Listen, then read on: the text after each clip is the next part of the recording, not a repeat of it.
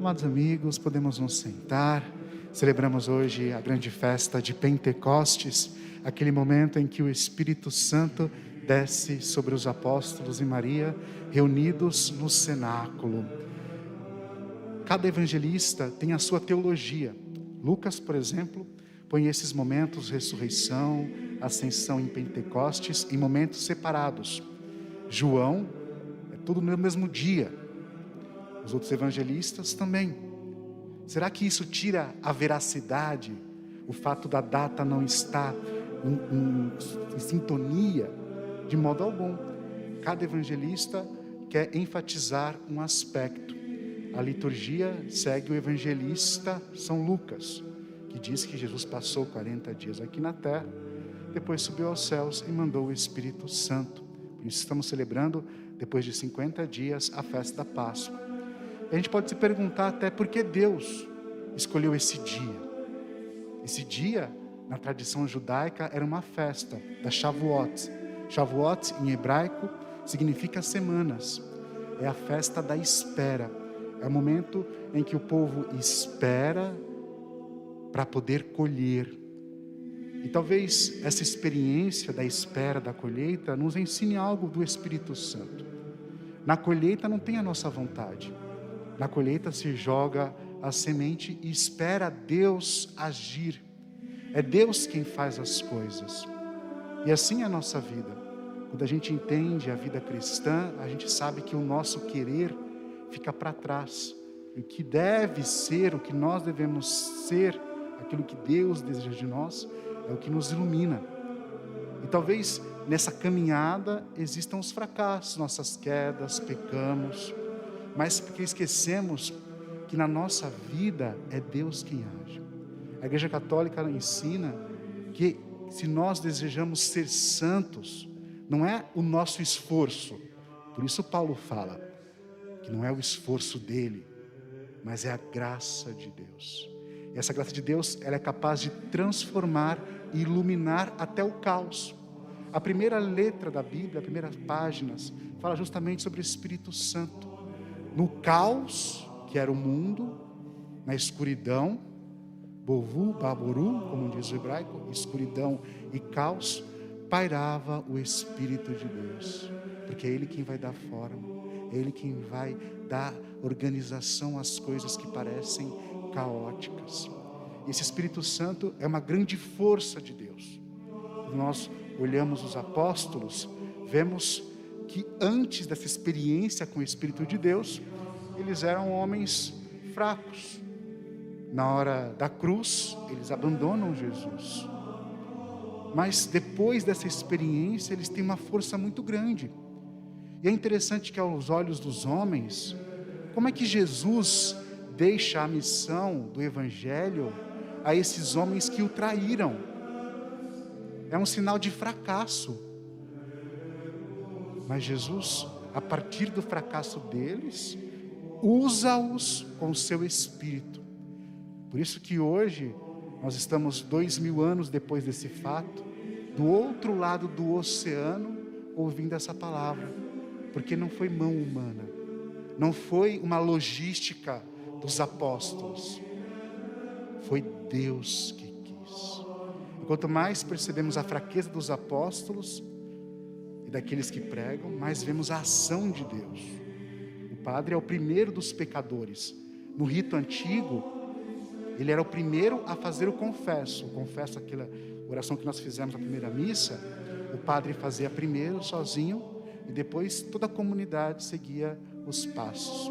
Mas esse Espírito Santo é capaz de renovar, é capaz de transformar e de perdoar. E nessa experiência da espera do povo judeu, nosso coração ansioso quer as coisas do nosso jeito. O judeu, aquele que colhia, né, que tinha experiência do campo, ele tinha que esperar a vontade de Deus. Se chovia, se fazia muito frio, não teria o pão. Por isso que nesse tempo de espera, não tem a nossa vontade, mas a vontade de Deus. E todo judeu, para nós assim, pelo menos a mim, né? Mas eu acho que o judeu mesmo é o judeu racídico. correta de celebrar o judaísmo, assim como eu acho que a maneira correta de celebrar o cristianismo é o catolicismo, o judeu racídico, ele tem uma madeixa aqui, né? Chama peiote. Essas madeixas lembram da caridade, porque a lei de Deus fala assim: quando você colher do campo, 1/4 do campo tem que ser para aquele que não pode trabalhar, para a viúva e para o órfão. Então, Deus pediu que eles colocassem, né, essas madeixas de lado, para lembrar sempre a caridade. E às vezes, quando a gente tem um pouquinho, a gente ganha mais um pouquinho, nossa vida prospera, a gente guarda para a gente tem medo do futuro, a gente quer fazer grandes celeiros, esquecemos daquele que mais precisa.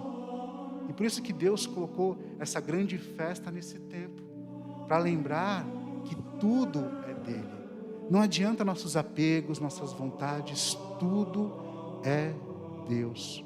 E quando nos abandonamos nessa experiência, aí temos a experiência do nosso Mestre e Senhor, porque Jesus também tinha essa dicotomia entre aquilo que ele devia fazer e aquilo que ele queria fazer, que está escrito no Evangelho: Pai, afasta-te de mim este cálice.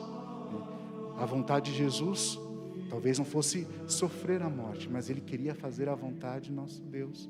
E a nossa vida cristã, esse Espírito Santo, nos ilumina para fazer a vontade desse Deus Todo-Poderoso. E em nossa catequese, na catequese clássica, nós aprendemos os 7 dons do Espírito Santo. Claro que são mais. O Espírito Santo é amor, o Espírito Santo é poder, o Espírito Santo é cura, é profecia. São Paulo fala na carta aos Romanos, capítulo 12, de 7 dons. Depois ele fala na 1 Coríntios de 9 dons. 9, 7. Qual é o verdadeiro? Nenhum dos dois é o verdadeiro. Os 2 números revelam o poder de Deus. Usamos os 7 dons da nossa catequese segundo o profeta Isaías. Mas esses números 7 e 9 têm um sinal da gematria. O que é a gematria? Não um tipo de numerologia em que os números eles podem influir em nossa vida, mas que o número tem um significado. O número 7 é a perfeição. O número 9 é a unidade. É 3 vezes 3. O Deus que é uno e trino. Mas a igreja escolheu nos catequizar segundo a descrição do profeta Isaías. O dom de sabedoria, de inteligência, de ciência, de conselho, de fortaleza, piedade e temor a Deus. A sabedoria, o que é? É conhecer a palavra de Deus. A inteligência, o que é? Entender a palavra de Deus. O conselho, o que é? É saber dar uma palavra de conforto, uma palavra de orientação. A ciência é entender o mundo e a todos nós. Parece que 2 dons, parece que todos eles são iguais, não é verdade? Sabedoria, inteligência, ciência, conselho. Mas 2 são direcionados a Deus e a sua palavra. Os outros 2, a nossa vida aqui na terra. E os outros 4, ao nosso relacionamento com Deus. O que é a fortaleza? É não cair em tentação. O que é a piedade? É o desejo de rezar, de ter essa conversa com o nosso Deus. O que é o temor a Deus?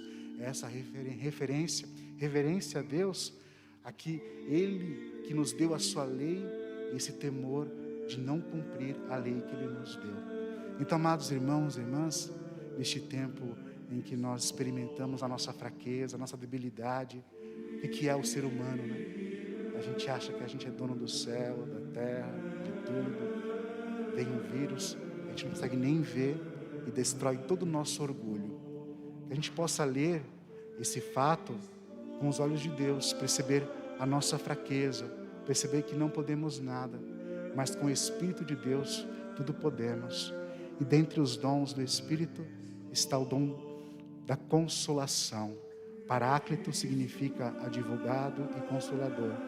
E hoje rezo pelos familiares que vieram celebrar o 7º dia, que Deus possa consolar os seus corações, fortalecê-los.